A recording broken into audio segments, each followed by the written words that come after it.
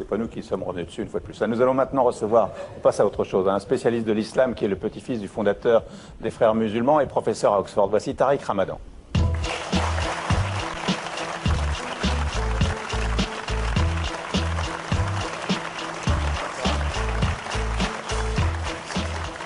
Voilà, alors Jean-Michel, il y a toujours autour de Tariq Ramadan beaucoup de controverses. On fait le point sur ses idées et son parcours. On va établir déjà ce qui est incontestable pour vous, monsieur Ramadan. Vous êtes d'origine égyptienne, petit-fils des fondateurs au Caire et des Frères musulmans. Les Frères musulmans en 1928, ça nous a toujours fait peur, les Frères musulmans, vu d'ici. On pense que c'est un courant religieux, extrémiste, qui, s'il arrivait au pouvoir, ressemblerait à ce que les religieux ont fait en Iran. Et ce courant de pensée a aussi beaucoup fait peur, visiblement, au régime militaire en Égypte, puisque les militants de cette confrérie ont souvent été emprisonnés, torturés dans les prisons égyptiennes. Et très curieusement, aujourd'hui, ils participent avec le vice-président Souleyman à la reconstruction de l'Égypte. On a quelquefois du mal à comprendre les choses. Vous êtes né en 1962 à Genève, Tariq Ramadan. Vous avez été étudiant en Égypte, à l'université Al-Azhar du Caire. Vous avez vous-même été emprisonné et torturé, avez-vous raconté. Au début des années 90, on peut lire sur Internet que votre travail s'articule, on va le voir, sur une réflexion théologique, philosophique et politique en lien avec la religion musulmane. En clair, vous réfléchissez à l'intégration de l'islam dans nos sociétés occidentales.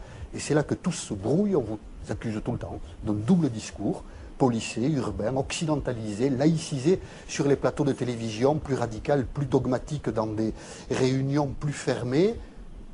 Nicolas Sarkozy a accepté que vous soyez son partenaire de combat en novembre 2003. À l'époque, vous affrontez sans doute apporter quelque chose à l'image. C'était sur le plateau de 100 minutes pour convaincre en 2003. Il y a donc un petit moment. Votre réputation est celle-là, ambivalente, fréquentable ou pas. Vous êtes sur le plateau du Grand Journal ce soir. Qui a gagné en Égypte? Écoutez, pour l'instant, personne n'a gagné en Égypte. C'est une situation qui est tout à fait difficile.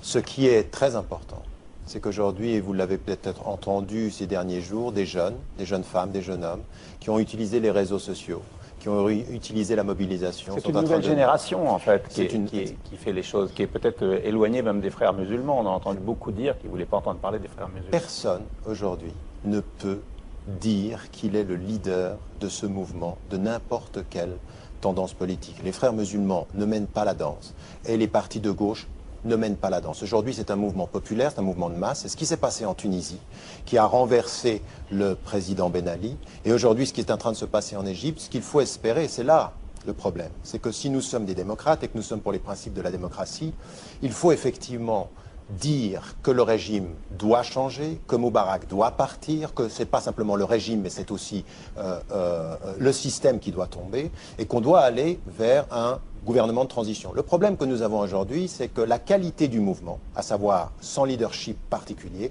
est aussi sa faiblesse. C'est-à-dire qu'on ne voit pas aujourd'hui apparaître une plateforme d'opposition plurielle qui serait impératif pour pouvoir passer à autre chose en Égypte. Les Frères musulmans, parce qu'on en parle beaucoup en France, comme disait Jean-Michel, on les connaît peu. Pour vous, qui sont-ils? C'est votre grand-père qui les a fondés? Écoutez, moi, ce que j'aimerais vous dire déjà, parce que ça fait maintenant 25 ans que je le répète en France, mais il y a une surdité en France, on ne l'entend pas, je suis le petit-fils, mais je n'en suis pas membre.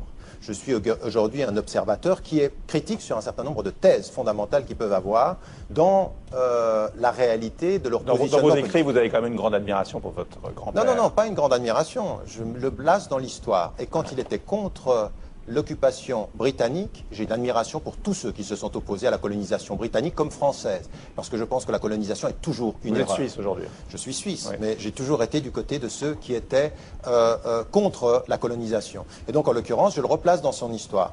Le système et l'organisation qu'il a fondée en son époque, elle est liée à un contexte historique particulier. Et il faut, quand on me pose la question, ne pas tomber dans le piège. Parce que ça a été la position. Vous savez, ce qui me choque dans ce dont vous parliez tout à l'heure, c'est pas que la ministre des Affaires étrangères partent avec un avion, parce que tout le monde l'a fait à gauche et à droite. C'est une réalité française et c'est une réalité occidentale. Mais ce n'est pas parce que tout le monde a tort qu'on a raison de le faire avec tout le monde. Ce qui est détestable dans toute cette affaire, et ce n'est pas regrettable, c'est grave de partir en vacances payé par les soins d'un dictateur. C'est grave de soutenir un dictateur comme Ben Ali parce qu'on nous dit que l'opposition serait islamiste. C'est grave ceci, c'est pas regrettable. C'est une erreur monumentale de la démocratie occidentale de se mettre du côté des dictateurs parce qu'on diabolise l'opposition. Et cette Ariane, Jean-François Copé. Je veux dire que recevoir des leçons de morale de Tariq Ramadan... Pas des leçons de morale, des leçons de dignité humaine. Faire. Voilà, c'est ça, de dignité humaine, exactement. J'aurais dû d'ailleurs utiliser ce terme de la part de quelqu'un dont je n'ai jamais su véritablement s'il condamnait totalement la lapidation ou pas. Donc j'ai compris. Ça c'est facile. Ah, vous avez lu un de mes livres? Non, mais attendez. Est-ce que vous avez lu un livre? Est-ce que vous avez lu un livre? Attendez, on n'est pas au grand oral de Sciences Po. Pour répondre à vos questions, si vous le permettez. Mais vous vous êtes exprimé. Mais vous ne voulez pas recevoir de leçons, je vous pose une question. Oui, ça ressemble aussi à donner des leçons. Donc je vous dis Juste simplement. à avoir une réponse. Enfin, écoutez, si vous voulez bien, je vais en placer une, et puis après, vous faites allez-y. comme vous voudrez. Non, Mais allez-y, c'est allez-y. juste pour dire ce que je pense. Après, chacun fait comme il l'entend. C'est à vous. Donc, je veux juste vous dire sur ce sujet que pour ce qui me concerne, je ne suis pas certain que vous soyez forcément le plus à même de nous donner des leçons de morale par rapport à tout ça, ne serait-ce que parce que je n'ai jamais réussi à comprendre en quoi vous étiez clair ou non sur la question de la lapidation des femmes. Depuis cet échange, puisque vous faisiez référence à ce débat télévisé avec Nicolas Sarkozy sur la question de la lapidation, où vous n'avez jamais dit que vous y étiez totalement opposé, vous avez simplement parlé d'un moratoire. Et plus récemment, lorsque j'ai moi-même défendu une loi d'interdiction du port de la burqa, vous avez expliqué que ce n'était pas une prescription religieuse, mais que vous-même, vous n'étiez pas favorable à une loi d'interdiction. Ce qui prouve bien que sur ces sujets, il y a quand même, je rejoins ce que dit Jean-Michel Apathy, au moins une certaine forme d'ambiguïté, pour ne pas dire plus. Mais après tout, pourquoi pas? Moi, je voudrais simplement dire, par rapport au commentaire qui, celui-là, est très intéressant concernant la situation en Égypte, parce que je crois que c'est aussi pour nous un regard important à faire. Je sais que le débat en ce moment, notamment en Occident, c'est de dire, mais est-ce que la situation en Égypte, ça va devenir le mur de Berlin après sa démolition, ou bien l'Iran 1979? Bien, ce qui est un regard tout de même très occidental.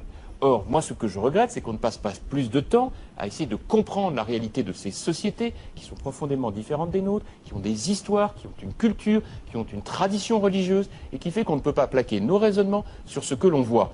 Et ça m'amène à dire qu'il y aura peut-être une troisième voie, qui ne sera pas le mur de Berlin, qui ne sera pas 1979, qui sera autre chose. Parce que la société égyptienne, c'est une société extrêmement complexe, qui aspire à de la démocratie, à la liberté, à son développement économique compte tenu de son degré de pauvreté, de précarité, et qu'après tout, on peut aussi imaginer que tout ce petit monde qui a envie de travailler ensemble à une nouvelle Égypte le fasse sur une base qui soit respectueuse des grandes valeurs universelles et pas un plongeon de ce qu'il peut être vu de l'Iran, c'est-à-dire la pire des situations, une dictature avec ce que l'on sait de ce qui se passe en Iran. Réponse sur la mise en cause.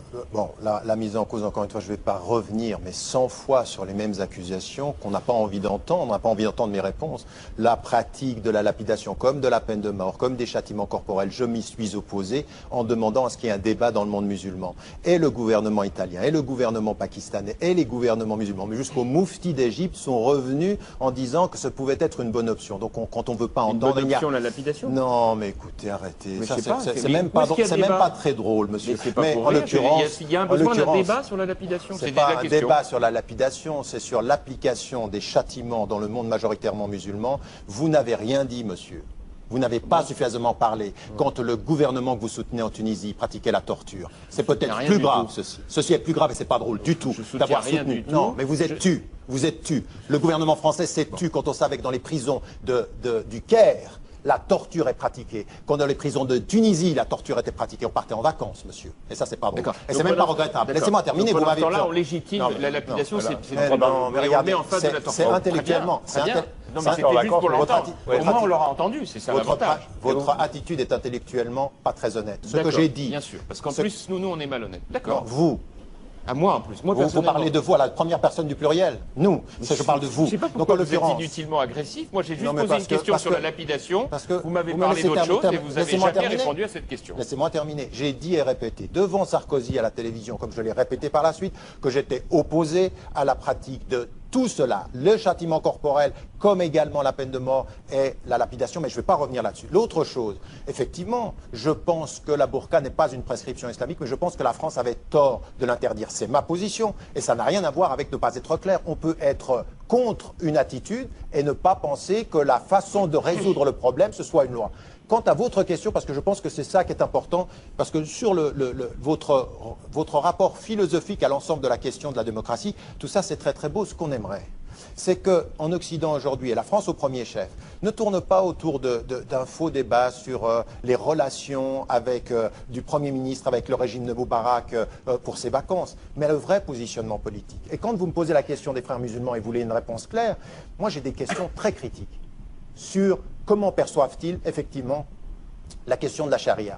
Comment gèrent-ils la question des minorités en Égypte? Comment vont-ils développer le rapport aux femmes? Parce que un mouvement comme celui-ci, comme beaucoup des mouvements politiques, ont des tendances contradictoires. Il faut savoir qu'à l'heure où je vous parle, il y a une chose sur laquelle tout le monde est d'accord, jusqu'à l'administration américaine, c'est qu'ils sont non violents et légalistes. Mais vous avez des tendances qui sont très très proches des littéralistes séoudiens. Et vous avez des tendances qui sont très très proches à l'intérieur, les plus jeunes, parce qu'il y a un conflit de génération, qui sont très très proches des Turcs d'Erdogan. Donc ça peut effectivement être une troisième voie. Mais ce qu'il faut aujourd'hui, c'est pas agiter l'épouvantail des islamistes, c'est dire que nous sommes pour les valeurs démocratiques et que ces valeurs démocratiques demandent à l'opposition d'établir une plateforme plurielle d'opposition politique. Pas ce que nous avons aujourd'hui, parce qu'on ne pourra pas reprocher à la dictature de ne pas tomber si l'opposition ne sait pas s'organiser. Juste une question, est-ce qu'il est bien écrit dans la charte fondatrice des frères musulmans que le Coran est notre constitution, le djihad notre voie et le martyr notre espérance? C'est le slogan Voilà. qui a été constitué. Non mais attendez, c'était pour être bien sûr. Monsieur, une seconde. Est-ce qu'il n'est pas dit dans l'hymne national français qu'un sang impur va se répandre dans nos sillons? Mais qu'est-ce que vous dites? Est-ce que vous avez réduit la France à ça? Est-ce que ne réduisez pas une organisation à des slogans, même s'il faut? Et vous avez raison. Aujourd'hui, alors qu'à elles sont chantées avant chaque match de football. Oui, mais le problème, monsieur, laissez-moi terminer. La patrie en danger, c'est pas tout à fait la même histoire que laissez-moi le Coran est notre constitution et le djihad notre voie. J'aimerais juste terminer une chose en disant une chose. Même sur la question, et surtout sur ces questions de slogan, je suis d'accord avec vous, il faut être critique et poser des questions. Mais ceci dans un débat démocratique, pas dans les prisons, pas dans la torture, et jamais, quand on est démocrate, dans le silence des cabinets et des salons parisiens. Oui, de ce point de vue, je me suis jamais senti spécialement silencieux, mais ça, vous aviez envie de le dire, c'est votre droit. Merci. Parce qu'on est en démocratie. Je vous ai jamais entendu Merci à vous deux. Voici Tariq Ramadan est venu sur notre plateau. On va se retrouver après la pub avec Jean-François Copé et le petit journal de Yann Barthès. À tout de suite.